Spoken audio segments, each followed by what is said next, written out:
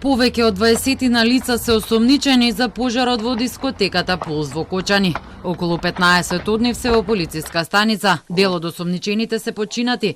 4 се наоѓаат во болница, од кои 2 члена на бендо ДНК, синот на собственикот на дискотеката и управител на фирмата која го менаџира објектот. На листата се и лица кои, како што изјави министерот Панче Тошковски, имаат директна вина согласно доказите кои ги има МВР.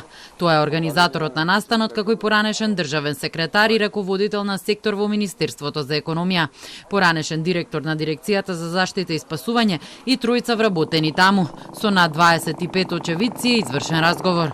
Инаку според созданијата на Телма, фирмата МММ Кафе Дуел Кочани раководела со дискотеката. Фирмата е основана на 29 мај 2020 година.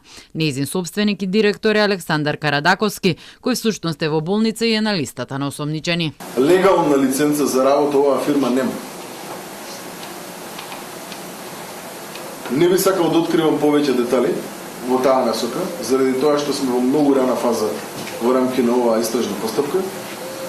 Но сакам едно да кажем, а тоа е дека и оваа лиценца, како и многу други работи во минатото во Македонија е поврзана со мито и корупција.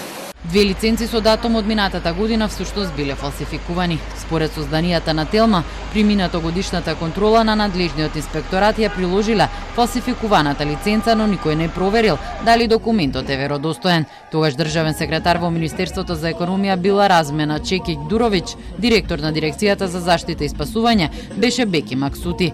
Фирмата МММ Кафе Дуел Кочани има блокирана банкарска сметка, а според последните бројки во минус била во 2023 година од околу 3000 евра. Во дискотеката за време на концертот имало околу 500 лица, а биле продадени 250 карти. Денес Македонија плаче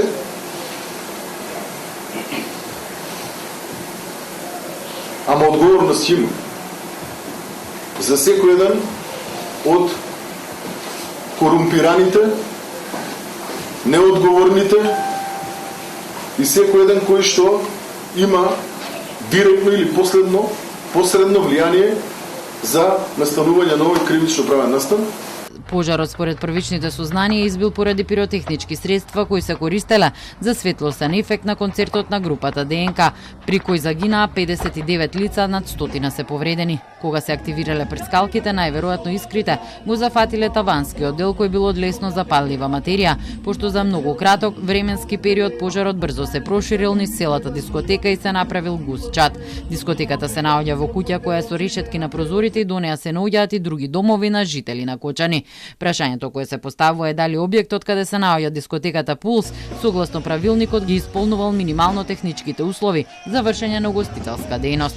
Висината на подот до таванот треба да изнесува најмалку 2,4 метри. Најмалку 0,8 метри квадратни треба да има обезбеден простор по гостин. Во угостителските објекти треба да има и најмалку еден излез за итни ситуации за капацитет од 100 гости. Во случај дискотеката Пулс имала 500 гости, значи требало да има 5 излези за итни случаи. Согласно прописите во угостителските објекти, треба да има и апарати, друга опрема за гаснење пожар, а персоналот треба да биде обучен да ракува со нив.